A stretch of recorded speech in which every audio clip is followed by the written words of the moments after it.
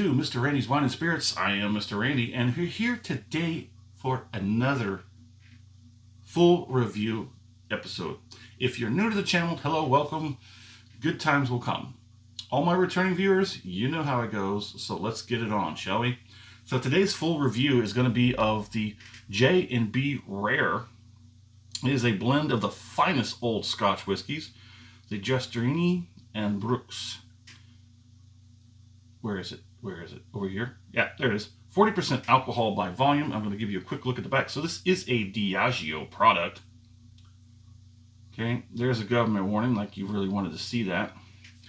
But this is a revisited episode in the revisiting series that I've started in 2026. So if you're new to the channel, let's do a quick rundown and a brief review. Folks, Mr. Randy does a three-part series when he does his reviews for whiskeys, wines, brews, libations of sorts. Part 1, off the rip, get the bottle home, crack it open, pour it in a glass, have my first pour, and share that experience with you. Part 2 is going to be the halfway point. I went a little past because it's J&B Rare. Halfway point, I'll stop. I'll leave whatever's left in the bottle to sit for a week, 2 weeks. Depends on scheduling and whatnot. Then the video might come out a week, 2 weeks after that. It's just a scheduling and thing like that. But I go on the internet. I find as much on and or as little as possible. It's mostly little. I bring back what I can. I was going to say like a... Never mind. We'll move on. I'll present it to you. We'll talk about it. I'll score it. And then we'll move on to part 3. All the way down here is called the final pour, thusly named because the final pour in the glass will compare it to the first pour of off the rip and everything in between. So what do you think about J&B Rare? Have you got the movie reference? If you got the movie reference from the off the rip episode and you didn't put it down there, put it down here. Where does Mr. Randy know this bottle from a very famous movie? Geez, that movie, what is it, like 40 years old by now? That movie is, yeah. Anyways, we're going to move on. So, J&B Rare being revisited. I did this bottle about a year ago in 2025. And, gotta be honest, I did have a sort of standoffishness. There was a sort of, a stigma that this was a cheap Scotch because it's on bottle shelf and it just kind of looks kind of old and old. I don't know. People say, people don't know. Anywho, so I remember I did not prefer this bottle on the first half.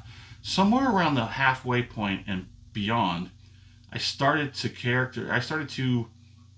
get acquainted with Scotch in general, and then I come being more I began to be more, I don't know, comfortable with Scotch while I was doing the bourbon journey, and I quickly realized something. Yeah, bourbon is the way to go. I went from a bourbon journey to basically a whiskey journey, which opened up to, you know, Irish, Scotch, Japanese, other countries, other nations have their versions of whiskeys.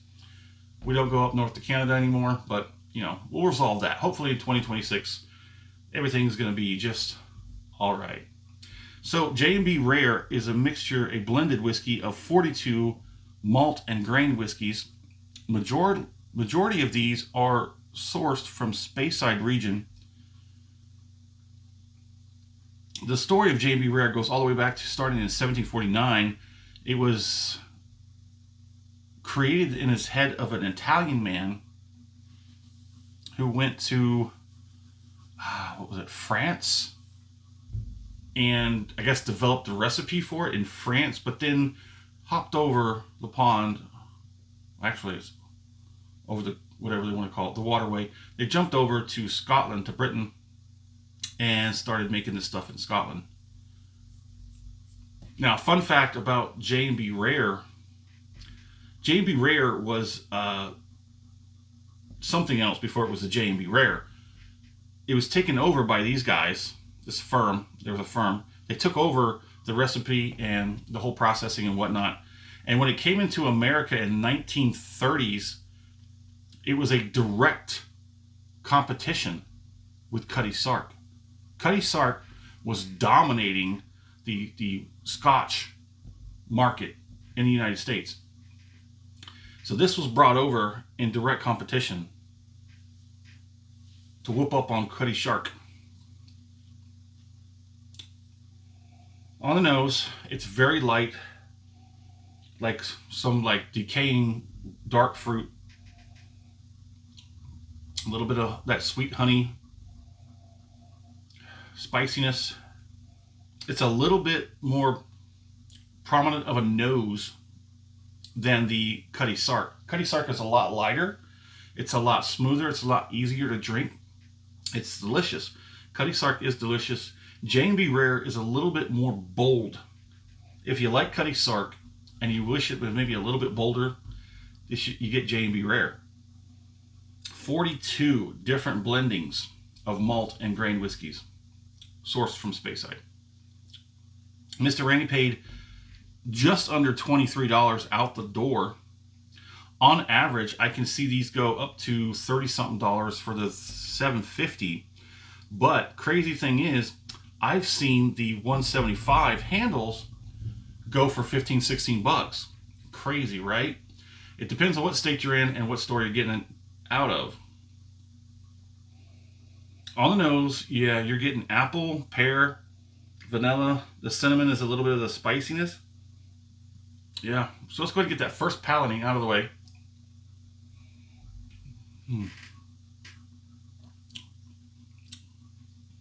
Look at that viscosity. It's nice viscosity. How can this be a cheap Scotch? I don't get it.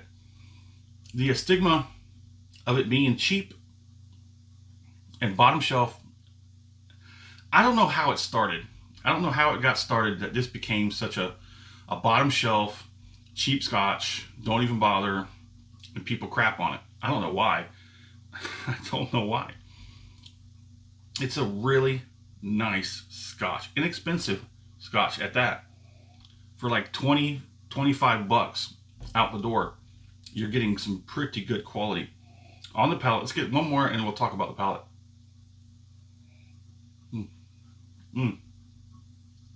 A much different mouthfeel than the Cutty Sark. The Cutty Sark has a little bit more viscosity and it's a little bit thicker of a mouthfeel. This has a little bit more lightness, a little lighter. And it's got a little bit more of a spice to it, but not like overwhelming, just more than the Cutty Sark. The palate is giving me light fruit with sweet and vanilla, with a little bit of that spiciness that flares up on the back end. That's kind of nice. Let's go ahead and get this finish on.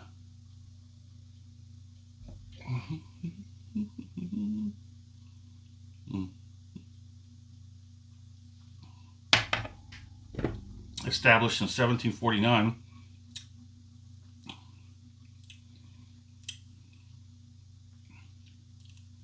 Now, the confusion I do still have about that is I believe what I read was 1749 is when the original guy who came up with it was an Italian man. I Am an Italian Man. That's a movie reference. Which one is it? I Am an Italian Man. Pretty wild, famous actor. Does lots of different characters. What's the movie? Anywho, an Italian man went to France, came up with the idea, went to Scotland to actually fulfill it and make it happen. The finish is about mid, but don't let that fool you. It's not overwhelming. There's no flare up. It's well-rounded, well-balanced.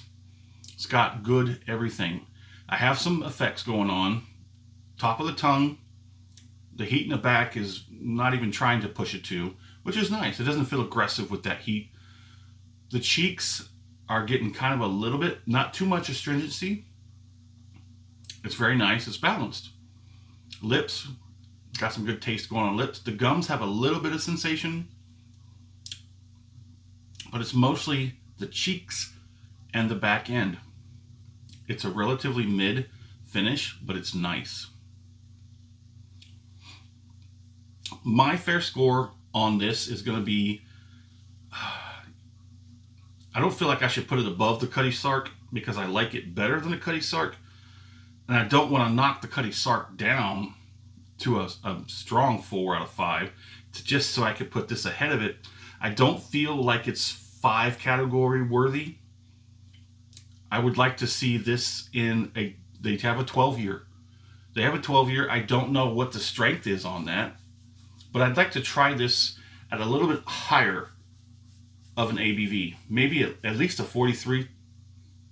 I think at least a 43. If we could bump this up to a 43, I think it would make it spectacular, especially for $20 to $25 out the door. I'm going to have to put it at a strong 4 out of 5. I would really think about, I can't take it back now because the Cutty Sark's already been done. I think the Cutty Sark now would look better at a strong 4 out of 5. Well, this one would take, no, I'm sorry, like a solid 4 out of 5. Where this one would take the strong 4 out of 5. Because I do believe that J&B, in my opinion, is a notch above the Cutty Sark. Its boldness